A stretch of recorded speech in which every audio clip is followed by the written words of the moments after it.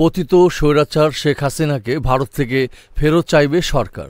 দেশের স্বাধীনতা সংগ্রামের শহীদদের প্রতি শ্রদ্ধা জানিয়ে গত জুলাই আগস্টের বিপ্লবের শহীদদের স্মরণ করেন প্রধান উপদেষ্টা ড.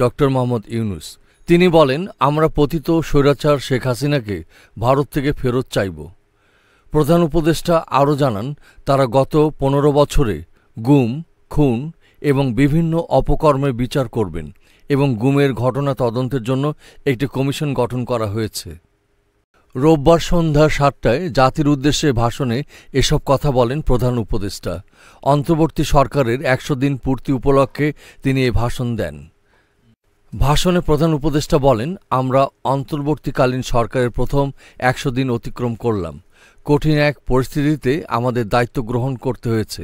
ছাত্র শ্রমিক জনতার অভূতপূর্ব গণ অভ্যুত্থানের পর ফ্যাসিস্ট সরকার প্রধান পালিয়ে গেলে দেশ সরকার শূন্য হয় সাময়িকভাবে। পুলিশ প্রশাসন ও এ সময় সম্পূর্ণ নিষ্ক্রিয় হয়ে পড়লে উদ্বেগজনক এক পরিস্থিতির সৃষ্টি হয়। স্বৈরশাসনের বিপর্যয় এই দেশকে আমাদের সবাইকে মিলে পুনর্গঠন করতে হচ্ছে। জুলাই আগস্ট বিপ্লবের পর আমরা এমন একটি দেশ হাতে পেয়েছি যার সর্বত্র ছিল বিশৃঙ্খলা। স্বৈরশাসন টিকিয়ে রাখতে আইনশৃঙ্খলা বাহিনীকে জনগণের মুখোমুখি দাঁড় করিয়ে দেওয়া হয়েছিল। তিনি আরও বলেন, বিপ্লব চলাকালে প্রায় 1,500 ছাত্র শ্রমিক জনতার শহীদি মৃত্যু হয়। সরকার প্রতিটি মৃত্যুর তথ্য অত্যন্ত যত্নের সাথে জোগাড় করেছে। এই বিপ্লবে আহত হয়েছে 19,931 জন।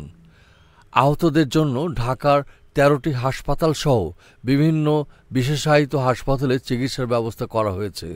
প্রতিদিনের তালিকায় আরও নতুন নতুন শহীদদের তথ্য যোগ হচ্ছে, যারা স্বৈরাচারের আক্রোশের শিকার হয়ে এই পৃথিবী ছেড়ে চলে গেছেন। প্রতিটি হত্যার বিচার আমরা করবই। জুলাই আগস্ট হত্যাকাণ্ডের বিচারের যে উদ্যোগ আমরা নিয়েছি তার কাজও বেশ ভালোভাবে এগিয়ে যাচ্ছে। পতিত স্বৈরাচার শেখ হাসিনাকেও আমরা ভারত থেকে ফেরত চাইব। কেবল জুলাই আগস্ট হত্যাকাণ্ডেই নয়, আমরা গত 15 বছরের সব অপকর্মের বিচার করব। অসংখ্য মানুষ গুম হয়েছে, খুন হয়েছে। এই সময়ে আমরা গুমের তদন্তে একটি কমিশন গঠন করেছি। কমিশন অক্টোবর পর্যন্ত 1600 গুমের তথ্য পেয়েছে। এই সংখ্যা 3500 ছাড়িয়ে যাবে বলে ধারণা করা হচ্ছে। অনেকে কমিশনের কাছে গুমের অভিযোগ করতে ভয় পাচ্ছেন। আমি আপনাদের আশ্বস্ত করতে চাই, আপনারা দ্বিধাহীন চিত্তে কমিশনকে আপনাদের অভিযোগ জানান। কারো সাধ্য নেই আপনাদের গায়ে আবার হাত দেয়। ড. ইউনূস আরও বলেন, যতই শক্তিশালী হোক, অভিযুক্তদের বিচারের কাঠগড়ায় দাঁড় করানো হবে। জাতিসংঘের সহযোগিতায় হত্যাকাণ্ডের তদন্ত এগিয়ে চলছে বলেও জানান তিনি। ছাত্র জনতার অভ্যুত্থানে গত 5ই আগস্ট শেখ হাসিনার সরকারের পতন হয়। 8 আগস্ট ড. মোহাম্মদ ইউনূসকে প্রধান উপদেষ্টা করে অন্তর্বর্তী সরকার গঠিত হয়। 10 নভেম্বর নতুন 3 জন উপদেষ্টা শপথ নেওয়ার পর এখন অন্তর্বর্তী সরকারের উপদেষ্টা পরিষদের 24 জনে দাঁড়িয়েছে। এস আহমেদ রাজ, ডেস্ক রিপোর্ট, এই সময় টিভি, ঢাকা।